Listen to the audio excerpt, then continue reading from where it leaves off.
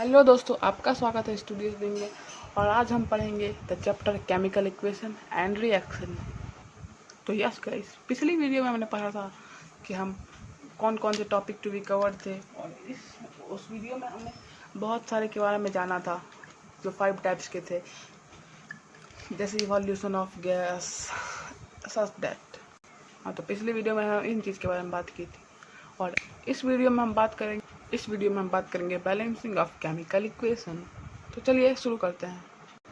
तो किसी चीज़ को बैलेंस हम क्यों करते हैं, पहले आपको ये समझना ज़रूरी है।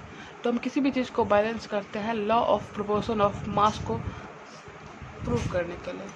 मतलब आपको पता ही होगा कि matter can neither be created nor be destroyed. इसे हम कहते हैं law of conservation of mass. इसी को सेटिस्फाई करने के लिए हम करते हैं बैलेंस ऑफ केमिकल इक्वेशन। जैसे मान लीजिए कोई इक्वेशन है,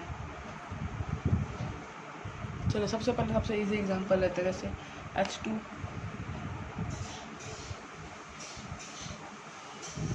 plus O2 equals to H2O, means वो वाटर बन गया। तो क्या लगता है आपको एक इक्वेशन बैलेंस है? इसीलिए हमें हमेशा एक टेबल बनाना पड़ेगा, लाइक जैसे H एटम और O एटम। देखिए एक टेबल बनाया हमने। अब रिएक्टेंट्स,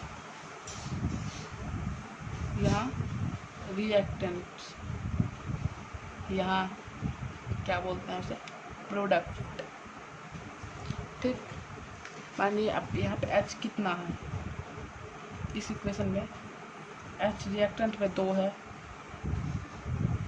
और प्रोडक्ट में भी 2 है, और O एटम यहाँ 2 है, प्रोडक्ट में 1 है। तो हमें दोनों के मास को सेटिस्फाई करना है। तो उसके लिए हमारा इक्वेशन क्या होगा, आप भी बता सकते हैं। H2 plus O2 equals to 2H2O कर सकते हैं हम। अब क्या हुआ, अब रिएक्शन बैलेंस है क्या, देख लीजिए।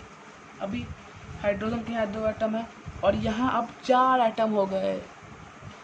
यही बेसिक कॉन्सेप्ट, यहाँ 4 एटम हो गए और यहाँ 2 सेटिस्फाई हो गए। तब उसके लिए अब यहाँ हमें क्या करना पड़ेगा, इस इक्वेशन में हमें अब 2 और प्लस करना होगा H में। तो अब टेबल एकदम सही बन जाएगा। अब देखिए H एटम यहाँ कितने हैं, 2। अब यहाँ H एटम भी 4 हो गए, यहाँ भी 4 हो गए, यहाँ ये 2 है, यहाँ ये 2 है, सेटिस्फाइड। अभी आपका इक्वेशन बैलेंस हो गया। ऐसे ही तरीके से आपको हर इक्वेशन बैलेंस करना है। अब मैं आपको एक दूसरा एग्जांपल देता हूँ, बी ए डिफॉल्ट। जैसे कि कभी कभी आपको वर्ड में भी दे सकता है, जैसे methane plus oxygen equals to carbon dioxide plus water. तो आपको फॉर्मूला तो पता होगा, अगर नहीं पता है तो आपको 1 से 20 तक तो कम से कम पीरियोडिक टेबल याद रहना ही चाहिए। नहीं तो अगर नहीं पता है तो मैं उसके लिए भी एक वीडियो निकालूंगा कि पीरियोडिक टेबल कैसे याद करें और उसके सिंबल के साथ। तो मीथेन का होता है CH4, ऑक्सीजन का O2, कार्बन डाइऑक्साइड का CO2 और वाटर का H2O। अब ये क्या आपको बैलेंस लग रही है, जो मैंने बोला था टेबल बनाइए। तो यहाँ कार्बन के कितने एटम्स हैं, यहाँ कार्बन के 1 एटम है और प्रोडक्ट में भी 1, हाइड्रोजन के 4, प्रोडक्ट में 2, ऑक्सीजन के 2 और प्रोडक्ट में 3। तो कार्बन तो बैलेंस है, बट ये दोनों में से कोई बैलेंस नहीं है। तो उसके लिए हमें क्या करना होगा, जैसे इक्वेशन लिखी हमने CH4 plus O2 equals to CO2 तो था ही, प्लस H2O है। तो यहाँ हमें 2 लगाना होगा, तभी तो इक्वेशन बैलेंस पे आएगी। अब देखिए अब क्या हो गया इक्वेशन। अब कार्बन के 1 एटम है, उसके 1 एटम है, इसके हाइड्रोजन के 4, तो यहाँ भी 4। अब ये 2 तो यहाँ 4। अब इसे बैलेंस करना है, तो आप क्या यहाँ लगाइएगा CH4। तो यहाँ ऑक्सीजन का यहाँ 2 है, यहाँ ऑक्सीजन का 4 है, तो यहाँ हम 2 लगा देंगे तो बैलेंस ही हो गई ना पूरी इक्वेशन बैलेंस हो गई। ये सिंपल वे है। और इससे हमारा, और आपको मैं एक टफ होमवर्क देता हूँ, अगर वो क्वेश्चन आपने कर लिया तो समझ लीजिएगा आप बैलेंसिंग के चैम्पियन हैं।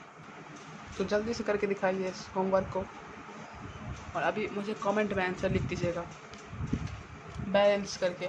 इजी क्वेश्चन है, उतना भी टफ नहीं है।